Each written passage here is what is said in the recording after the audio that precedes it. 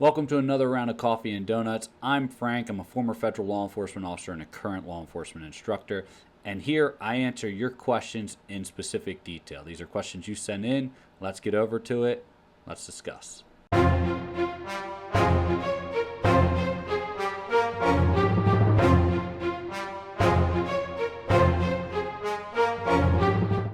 Okay, here we go. We got 3 good questions. I'm excited to kind of dive into these ones a little bit more today. I'm going to start with the first one. Does bankruptcy disqualify people from police agencies? The short answer to that is yes. The long answer is not necessarily. And the short answer is yes. If you have a recent bankruptcy on file, within the last 5 to 7 years, depending on the agency, they're going to have a really hard time getting you approved for a security clearance because financial responsibility is considered a critical factor in getting your background clearance approved, right? So if you have a recent bankruptcy which saying you could not meet your financial obligations or that there was you were failed to meet your financial responsibilities, even if it was something outside of your control, unfortunately they just don't have the time to weed through everyone's situation like that. It's one of those things where it will wind up hurting you. Now, I've had plenty of members that I've assisted in getting hired that have had bankruptcies in the past, right? It's not a permanent disqualifying factor, right? Maybe they had a bankruptcy 5 years ago. Maybe they've had a bankruptcy 7 years ago, 10 years ago, 15 years ago. That's not the end of the world, right? They're able to go in and say, hey, my credit score is this. I've made all my payments on time. This was a situation, back in the day where we had a financial hardship. And one thing that we're seeing from the point in time, which, roughly 5 years ago or more at this point in time, is the pandemic time when people were out of jobs and issues were financial issues were really coming up. I like to say to this point in time, that's kind of a get out of jail free card with regards to it's fresh enough that law enforcement officers understand it. Now, whether they would understand a bankruptcy, probably not so much, but financial hardships during that time, during a pandemic, it's understandable. It's been approved by a lot of departments that will not be necessarily held against an individual just due to the fact that it was outside their control. So you do have that going for you, but bankruptcies in themselves, not ideal. They don't look good. You will have to articulate and explain every single one, even if it was from years ago. However, if it's past 5, 7 years, whatever that department deems is acceptable, maybe even 3 years, you're good to go. That's not going to jam you up as long as you articulate it right. And part of it is taking accountability for it too. Just say, hey, circumstances led to this. Unfortunately, I wasn't able to recover. It led to this. This was the best financial move advised by our legal team or whoever. And that's the way I would go about it. Okay, next question. Does corrections help you into law enforcement, or what about transportation enforcement officer? So any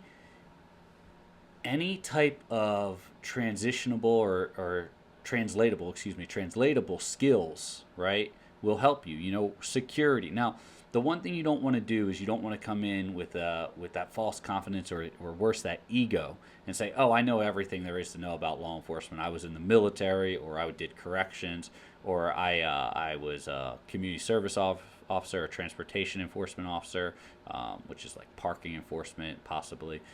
You don't want to say that. You could say, hey, I really enjoyed working with law enforcement and working with city or county or state officers in the line of my duty.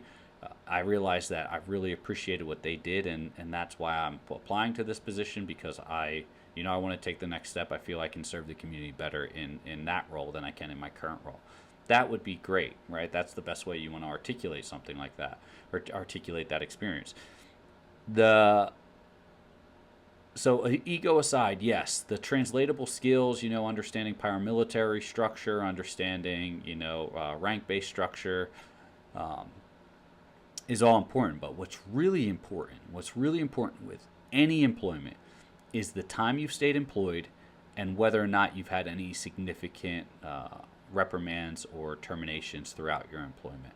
So if you're saying, hey, I'm going to go jump into corrections, but you've been working 6 years at Target, I would stay at Target, right? Because they're going to look at you in the hiring process and say, wow, this individual is committed, and that's one of the number one things they want to see from. If you are saying, hey, I'm going to leave Target, apply for this corrections position, at the same time I'm applying for this sworn deputy or this sworn municipality or city officer, and then you're going to say, oh, I have experience. No, having 3 months experience in corrections isn't going to mean anything to them.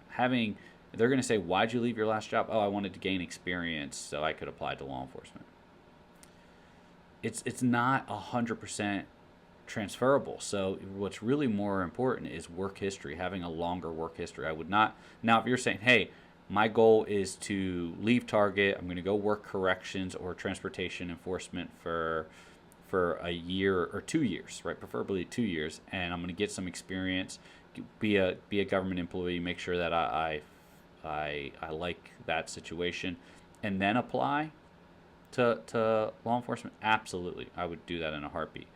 The other aspect is if you're just coming out of an employment, like, hey, I left my job, or I'm getting my first time employment, or say you're a younger candidate and you're not eligible to apply yet, and you say, hey, I'm going to go to college, or maybe I won't even go to college, but I want to get employment because I want to build history, work history, and show that I am a contributing member to society. I'm mature, right? For the younger individuals, you want to prove that you're mature. For the older individuals, you want to prove that you're consistent.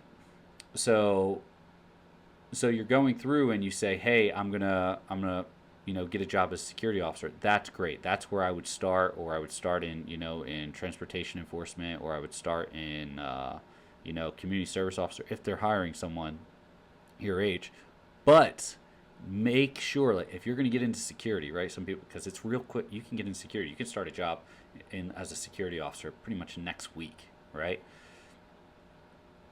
If you were to do that, understand the security mindset. One of the things that they do is they have high turnaround, right? Because they're like, oh, well, we'll just terminate or we'll just reprimand people, and then we'll just hire someone new. So if you're going to get into a profession such as security and start, and that's what make sure that you're really committed to it, and you're not going to get jammed up, and you're not going to just immediately quit because you got a bad supervisor. Just keep that in mind, because they're going to contact them and they're going to see how you do. So my biggest thing is pick a position where you can stick it out for a while. Because if you pick a position where you're only there 3 months, 6 months, 9 months, and you can't even make it a year, and you keep doing that all the way up to the time you apply for law enforcement, that's going to be a hurdle you're going to have to articulate. So just so you know. All right. Last question. What about reapplying to an agency down the road as a lateral you've withdrawn from because you've been hired elsewhere? I think that's perfectly fine. So if you're going through the hiring process, and say you have 3 departments, you're running 3 departments or 2 departments, and one moves faster and makes you an official offer, first and foremost, I would always recommend take that first offer, because there's no guarantee that the other ones will. Maybe they'll hire a lateral. Maybe there's other people applying to that department that are more experienced than you. It's not, people think like, oh, I'm eligible and I can make it through the background, so I'm going to get hired. No, it's still a hiring process where they want to hire the best candidates that they feel are the best fit for their department. So that doesn't mean just because you pass everything, I passed the poly, I passed the psych, I passed the board, it doesn't mean that you are 100% going to get hired. Now, if you're sitting on a conditional offer and you pass all that stuff, that conditional offer that's what it is. It's saying, hey, we will hire you. So that's always the nice part about the conditional offer. It gives you that sense of security, usually, right? So, but at the same point in time, not every department does a conditional offer. So just because you make it through everything, they still reserve the right to select the best qualified candidate that they feel is the right fit. So they have 5 billets open, 7 people pass the hiring process. They might take those 5, and you might not be one of them, right? So that's why I say pick the first department that makes you an official offer. Now, withdrawing and going to that department and say, hey, thank you for this opportunity. I've taken a position with ABC department, and you work at ABC department for 2 years or whatever your probationary period is, and then you say down the line, hey, they have a lateral position over at XYZ department who I was in the process with before. I really like how they do it. I don't mind my agency, but I really want to kind of step up, get into more urban or more proactive, or whatever concept that department has that you feel is better, or they have better pay, whatever. I'd really like to lateral over here. Yeah, apply. I don't think that they would hold it against you. All right, no. Hey, you were made a job offer. You accepted a job offer. They knew that you were applying to multiple departments. They should have moved faster. I don't think they're going to beat you up on that. And I would 100%. I tell candidates to do that all the time. I've assisted candidates in doing that, where they apply to their top 3 departments. Their number 1 department doesn't pick them up right away, and then they'll come back to me and say, "Hey Frank, I enjoyed this department. I'm thinking about applying over here. Do you think there'll be an issue?" No, they apply. They get accepted. Right? There's absolutely nothing wrong with that. I think you'll be good with it. So keep that in mind. This is one of those things where it could get in the way, but I doubt that it would. If you enjoyed this stuff, know that we answer every comment that you all send to us on YouTube, and even we're trying to answer every comment that we're getting across any of the platforms at this point in time, whether that be Instagram or TikTok or LinkedIn or anything where we see any comments come through, we're trying to answer them. Predominantly, though, we answer every question here on YouTube, and when you submit a question here, you get the chance of that question making it onto Coffee and Donuts, where I can answer it in full detail for you. Additionally, we have a bunch of coaching and help me out here, and free training. There we go. Can't think. Bunch of coaching and free training for you on our website. That's armaganct.com. ARMOGANCT.com. You can jump over there, check it all out. Our gift to you. I hope this helps. Stay safe. I'll see you next time.